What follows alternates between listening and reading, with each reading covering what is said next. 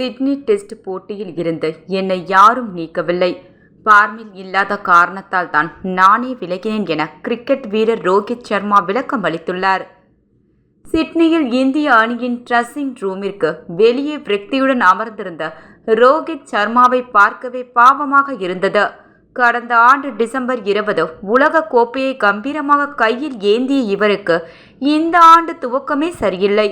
மோசமான ஃபார்ம் காரணமாக அணியிலிருந்து கழற்றிவிடப்பட்டார். சிட்னி டெஸ்ட் போட்டியில் இருந்து என்னை யாரும் நீக்கவில்லை. ஃபார்மில் இல்லாத காரணத்தினால் நானே தான் விலகினேன். மீண்டும் ஃபார்முக்கு திரும்புவேன். என் முடிவை கம்பீர் அகர்கர் ஏற்றுக்கொண்டனர். நான் எப்போது ஓய்வு பெற வேண்டும் என்பதை வெளியில் இருப்பவர்கள் முடிவு செய்ய முடியாது. ஆஸ்திரேலிய தொடருடன் நான் ஓய்வு பெற்றுவதாக அறிவிக்கவில்லை. ஓய்வு பெறுவதை நான் தான் முடிவு செய்ய வேண்டும். நான் பல ஆண்டுகளாக விளையாடி வருகிறேன். அவர்களின் ஆதரவு கிடைத்தது மிகவும் மகிழ்ச்சியாக இருந்தது. இது ஒரு குழு விளையாட்டு. நீங்கள் அணியை பற்றி சிந்திக்க வேண்டும். நான் சிட்னிக்கு வந்தவுடனே வெளியில் உட்கார முடிவு செய்தேன்.